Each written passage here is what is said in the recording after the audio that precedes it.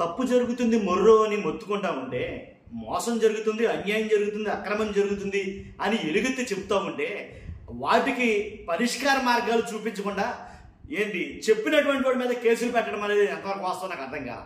ఎందుకంటే రాహుల్ గాంధీ గారి పరిస్థితి కూడా అలా ఉందేమో. ఎందుకంటే ఆయనకి అన్ని రాష్ట్రాల చాలా మటుకి ఏ అయితే రాష్ట్రాల్లో ఓట్ల చోరీ జరిగిందని ఆయన అంటున్నాడో, అలాగే ఎన్నికల కమిషన్ని ఎలా అయితే దుయ్యబడుతున్నాడో అని మనం చూస్తున్నాం. కాబట్టి ఆయనకి ఒక రాష్ట్రం తర్వాత ఒకటే, ఒక రాష్ట్రం తర్వాత ఒకటే ఎన్నికల కమిషన్కి నోటీసులు అయితే పంపుతుంది.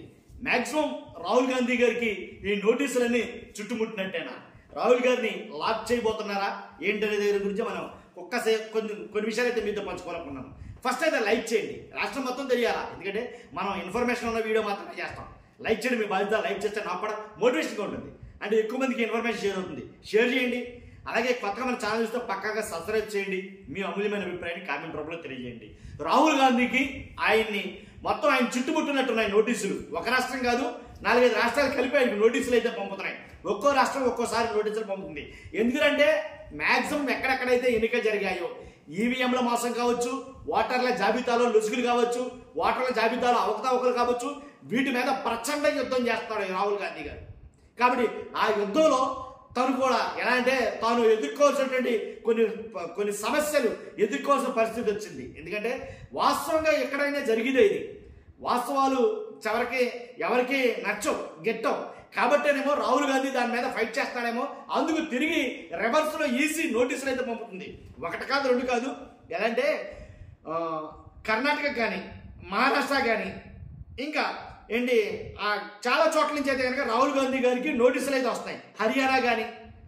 కాబట్టి బీహార్ మీద ఆయన చేస్తున్న యుద్ధం చూడొచ్చు. ఒక్కొక్క రాష్ట్రం నోటీసులు అయితే పంపుతుంది.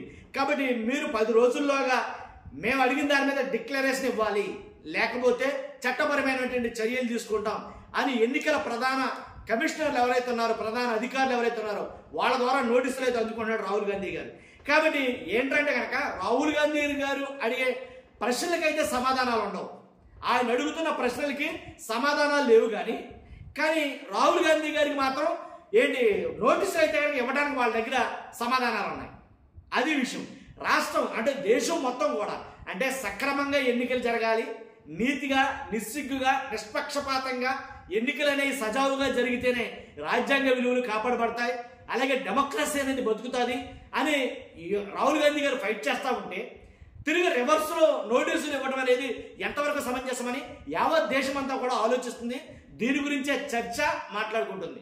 కాబట్టి రాహుల్ గాంధీ గారికి నోటీసులు ఇవ్వడం మొదలెట్టిన తర్వాత ఆయన ఎలాగో డిక్లరేషన్ ఇచ్చుకుంటాడు, ఇవ్వకుండా మాట. ఎలా అంటే ఎక్కువగా కర్ణాటక అలాగే ఏదైతే హర్యానా గురించి ఒక పవర్ ప్రజెంటేషన్ ఇచ్చి, మహారాష్ట్ర గురించి ఒక పవర్ ప్రజెంటేషన్ ఇచ్చాడు ఆయన. ఆ పవర్ ప్రజెంటేషన్ ఇచ్చిన తర్వాత యావత్ భారతదేశం ఆయన వైపు చూసింది. ఆ పవర్ ప్రజెంటేషన్లో ఎంతమందికి ఎన్ని ఓట్లు ఉన్నాయి, ఒక డోర్ నెంబర్ తోటి ఇంచుమించుగా 100 ఓట్ల దాకా, ఒక ఫోటో తోటి ఇంచుమించుగా 1000 ఓట్ల దాకా, ఒక అడ్రస్ తోటి ఇంచుమించుగా 100 ఓట్ల దాకా, ఇలాగ ఒకే అడ్రస్ తోటి ఇలాంటి డూప్లికేట్ ఓట్లు కొన్ని వేల ఓట్లు, లక్షల ఓట్లు అయితే ఉన్నాయి. ఓట్లు చోరీ అనేది జరుగుతుంది. ఈ ఓట్ల చోరీ అనేది అరికట్టకపోతే అప్రజాస్వామ్యం అయిపోతుంది, ప్రజాస్వామ్యం కాస్త అనేది కనుక ఆయన ఎలుగెత్తి మాట్లాడుతున్నాడు. కానీ దాని గురించే ఎవరైతే శకుంతరాణి అని ఎవరో ఒక మహిళ 2 చోట్ల ఓటేసిందని ఎగ్జాంపుల్గా చూపించడం జరిగింది. కానీ వీటన్నిటిని దృష్టిలో పెట్టుకుని మీరు ఏవైతే చెప్తున్నారో అవి మాకు సమర్పించండి, డిక్లరేషన్ మాకు ఇవ్వండి, మేము అడిగాను. అసలు వాస్తవానికి రాహుల్ గాంధీ గారు చెప్పే ఎలక్షన్ కమిషన్లో ఉన్నటువంటి డేటాను తీసుకుని చెప్తున్నాడు ఆయన. మళ్ళీ ఇంకా కొత్తగా డిక్లరేషన్ ఇచ్చేదేముంది, కొత్త డేటాలు ఇచ్చేదేముంది? ఆయన చెప్పి ప్రతిదీ కూడా ఓటర్ లిస్ట్ ఎలక్షన్ కమిషన్ నుంచి తీసుకుందే, అలాగే వాటర్ లిస్ట్ సంబంధించిన డేటా ఏదైనా ఉన్నా సరే ఆ ఎలక్షన్ కమిషన్ వెబ్సైట్ నుంచి తీసుకున్నదే. ప్రతిదీ కూడా ఎలక్షన్ కమిషన్ వెబ్సైట్ నుంచే డౌన్లోడ్ చేసుకున్నదే. కాబట్టి అలాంటప్పుడు కొత్తదేం లేదు, తన సొంతది లేదు. కానీ దాంట్లో ఉన్న లోటుపాట్లు, దాంట్లో ఉన్న తప్పులు, దాంట్లో ఉన్న అక్రమాలన్నీ కూడా బయటపెట్టాడు, అంతే తేడా. కానీ దానికి తిరిగి నోటీసులు ఇవ్వడం ఎలాగో చట్టరీత్యా దీని మీద ఎలాగైనా సరే ఫైట్ చేస్తారు, ఫైట్ చేయడం అట్లా. కానీ ఇది ఎంతవరకు సమంజసం అంటే రాహుల్ గాంధీ గారిని నోరు నొక్కేయడం కోసం, అంటే రాహుల్ గాంధీ గారు ఎలుగెత్తి మాట్లాడుతున్నారు కాబట్టి, నిజాలు చెప్తున్నాడు కాబట్టి లేనిపోయిన అక్రమాలు బయటపడిపోతాయేమో ఎవరికాడు గుండ్లు పెట్టుకుని ఉన్నారు అక్కడ. వాస్తవంగా జరిగా చాలా చోట్ల, చాలా రాష్ట్రాల్లో ప్రభుత్వాలు కూలిపోతాయేమో అని భయాందోళనలో ఉన్నారంట. నిజం. ఒక పత్రిక అయితే రాసుకొచ్చింది. కాబట్టి అంత భయాందోళనలో ఉన్నారంటే ఏంటి, అక్కడ ఏదో జరిగింది అన్యాయం. కాబట్టే కొన్ని రాష్ట్రాల ముఖ్యమంత్రులు గుండెలు చేత్తో పట్టుకుని ఉన్నారు ఏం జరుగుతుంది ఏంటనేది. తేడా వస్తే కూలిపోవచ్చు, చెప్పలేము. జరిగింది మోసమై ఉంటే కనుక అవసరమైతే దాన్ని బర్తరఫ్ చేయొచ్చు కదా ప్రభుత్వాన్ని. కాబట్టి ఇలాగ అసలు ఎక్కడ జరగలేదు, ఒకవేళ జరుగుతుందని కూడా ఆశయితే లేదు.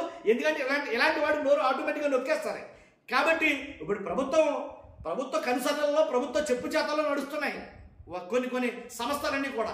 అఫ్కోర్స్ ఏంటంటే ఇది ఎన్నికల ఏదైతే కమిషన్ ఉందో ఇది స్వయం ప్రతిపత్తి సంస్థ అనుకో, కానీ చాలా మంది దాన్ని కూడా యాక్సెప్ట్ చేయట్లా. స్వయం ప్రతిపత్తి సంస్థ అయితే కనుక రాష్ట్రానికి ఒకలాగా ఎందుకు జరుగుతుంది? కానీ బీహార్లో ఇన్ని ఓట్లు ఎందుకు ఉంటాయి, మహారాష్ట్రలో కోటి ఓటర్లు ఎలా వచ్చేస్తారు అప్పటికప్పుడే, రకరకాలుగా మాట్లాడుతున్నారు. ఏది ఏమైనప్పటికీ ఇలాంటి వాడి మీద దృష్టి పెట్టి ఏంటి ఖచ్చితంగా అతను నోరుని నొక్కాలని చూస్తారో.